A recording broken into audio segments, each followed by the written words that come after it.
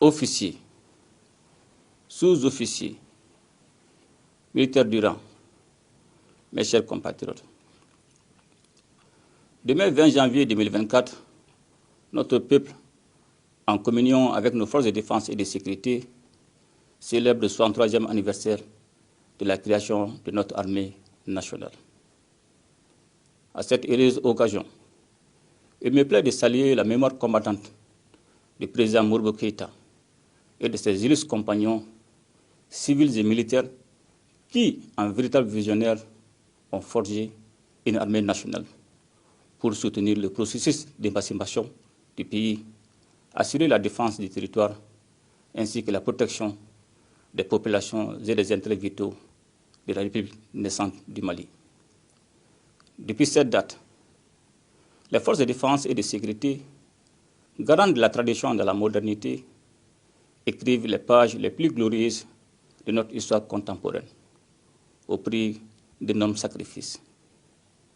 Je voudrais saluer en cette circonstance la mémoire de nos défunts frères d'armes tombés au champ d'honneur et retirés à leur famille ma solidarité et ma compassion. Aux blessés parmi nous, j'adresse mes vœux de prompt rétablissement et exprime une pensée pieuse aux otages militaires et civils. Officiers, sous-officiers, militaires du rang, mes chers compatriotes, la commémoration de la fête de l'armée, qui est un des symboles fédérateurs de notre peuple, aura lieu cette année sous le signe d'une mission accomplie, celle de la reconquête de l'intégrité territoriale du pays et du plein exercice de notre souveraineté sur l'ensemble du territoire national. Vous vous rappelez qu'à l'occasion des Assises nationales de la refondation et de la grande mobilisation du 14 janvier 2022, désormais commémorée comme la Journée nationale de la souveraineté retrouvée, le peuple avait exprimé comme priorité absolue la reconquête de l'intégrité du territoire, le rétablissement de la paix, de la sécurité et de la stabilité dans le pays. Cette mission que de nombreuses voix considèrent comme étant au-dessus de nos moyens est aujourd'hui presque entièrement accomplie par nos forces de défense et de sécurité avec nos ressources propres et dans le strict respect des droits de l'homme et du droit international humanitaire. Ces succès, faut-il le rappeler, résultent de l'application rigoureuse dans les plans d'action du gouvernement de la volonté politique largement exprimée par le peuple malien. En plus de la poursuite des réformes indispensables engagées au profit des forces de défense et de sécurité, les efforts du gouvernement ont porté, d'une part, sur l'accroissement des capacités opérationnelles à travers l'augmentation des effectifs et l'amélioration des conditions de vie et de travail des militaires. D'autre part, par l'acquisition d'équipements au profit des armées et services pour la préparation et le maintien en conditions opérationnelles des troupes. Ainsi, 2023 a vu la consolidation des recrutements ordinaires et spéciaux, de même que le lancement de nouvelles vagues de recrutement dans toutes les branches des forces de défense et de sécurité. En parallèle, les programmes de formation, d'entraînement et de préparation opérationnelle des forces ont été adaptés au contexte.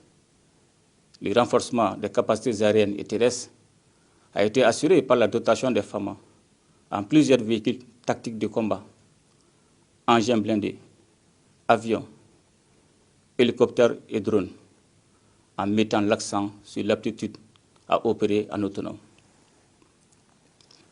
La réussite de la sécurisation du référendum du 18 juin 2023 et de la biennale artistique et culturelle à Mopti en est une illustration.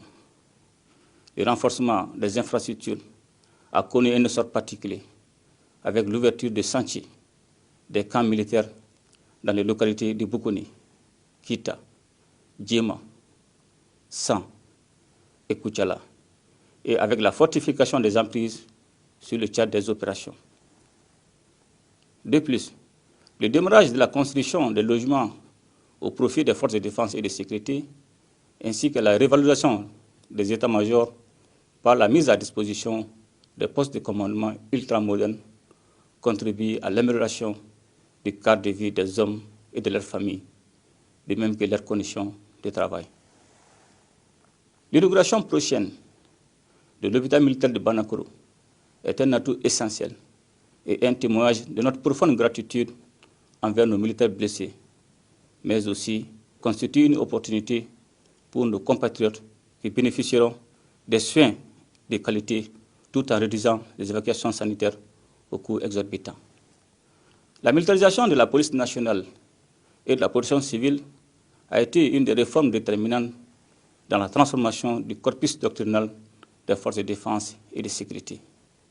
L'adoption du statut de la réserve et d'autres textes sur les armées et services s'inscrivent dans cette dynamique qui vise à harmoniser et à fortifier la doctrine d'emploi des forces, tout en garantissant une disponibilité accrue et une capacité de mobilisation à la hauteur du défi. Je voudrais saisir l'occasion que m'offre la commémoration des 103 ans de notre armée pour réaffirmer la ferme volonté du gouvernement de la transition de maintenir à un niveau élevé les efforts engagés en faveur de la défense et de la sécurité. Officiers, sous-officiers, militaires du rang, mes chers compatriotes, les résultats acquis nous rappellent l'héritage des pères fondateurs de notre nation et le sacrifice des milliers d'hommes, de femmes, civils et militaires qui se sont vaillamment battus pour que notre pays soit ce qu'il représente aujourd'hui, un pays libre et souverain, ancré dans ses valeurs morales, spirituelles et socio-culturelles, avec des communautés interdépendantes qui vivent dans la diversité et en harmonie. À cet égard, la fête de l'armée demeure pour notre peuple un exercice de souvenirs essentiels destiné à pérenniser notre glorieux passé, afin que les sacrifices consentis restent toujours vivaces dans la mémoire collective des Maliens. C'est également une occasion toujours renouvelée pour notre peuple de témoigner sa reconnaissance à nos forces de défense et de sécurité pour leurs combats et leurs sacrifices qui ont abouti à la libération de la patrie. C'est donc légitimement que je voudrais, au nom du peuple malien, exprimer ma satisfaction, ma fierté et mon soutien total à nos forces de défense et de sécurité pour leur engagement patriotique et leur professionnalisme dans la conduite de leur mission au service de la nation. Officiers, sous-officiers, militaires du rang, mes chers compatriotes, notre pays sort lentement, mais progressivement de cette longue crise multidimensionnelle qui a profondément affecté tous les segments de notre société. Au regard de l'ampleur du phénomène du terrorisme et en raison de son caractère transfrontalier, l'Alliance des États du Sahel concrétise notre fraternité d'armes avec le Burkina Faso et le Niger face à un ennemi commun. Dans un cadre intégré, formel et permanent, elle facilite la coordination et la gestion des actions militaires et sécuritaires par la mutualisation des moyens avec comme état final recherché la conduite et la poursuite efficiente des opérations conjointes. C'est le lieu de saluer la vision et l'adhésion entière de mes homologues et frères d'armes du Burkina Faso et du Niger à cette initiative historique. Au-delà du retour de la paix et la stabilité du pays et de ses institutions, le défi majeur pour nous reste aujourd'hui la refondation de l'État.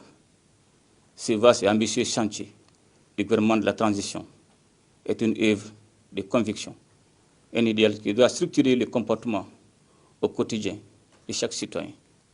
Sa réalisation ne sera possible que dans un environnement apaisé et sécurisé. Elle renvoie fondamentalement aux missions des forces de défense et de sécurité, toutes choses qui justifient largement la primauté accordée à la composante défense et sécurité dans les plans d'action gouvernemental. Officiers, sous-officiers, militaires du rang, mes chers compatriotes, les succès tactiques et opérationnels réalisés par les forces de défense et de sécurité sur le cadre des opérations ont permis à notre pays de commencer à rétablir la paix et la sécurité sur l'ensemble du territoire. En somme, le contexte spécifique de notre pays exige la poursuite de l'opération Maliko en coordination avec les autres initiatives de stabilisation dans le centre et dans le nord pour l'atteinte des objectifs fixés dans le cadre d'une approche globale de la crise multidimensionnelle que nous traversons. Cette posture nécessite, dans la détermination et dans le professionnalisme, le redéploiement effectif des forces de défense et de sécurité sur le territoire national.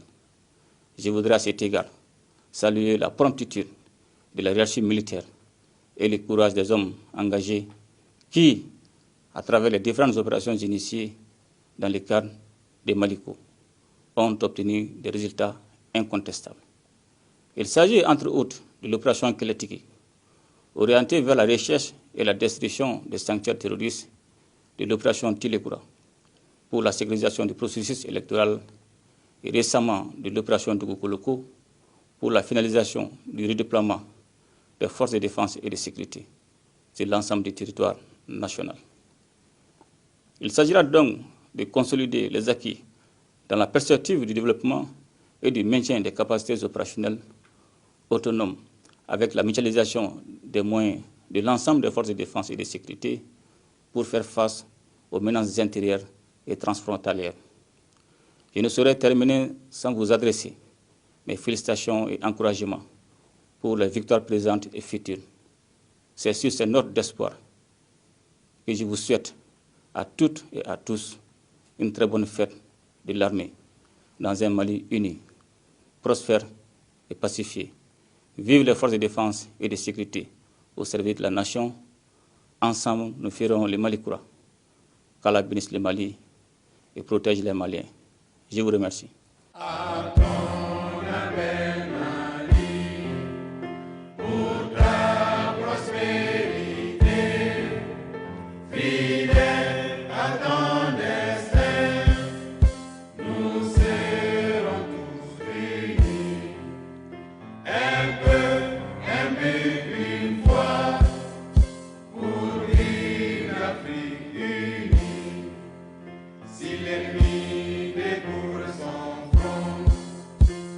Au-delà ou au-dehors, des mots sur les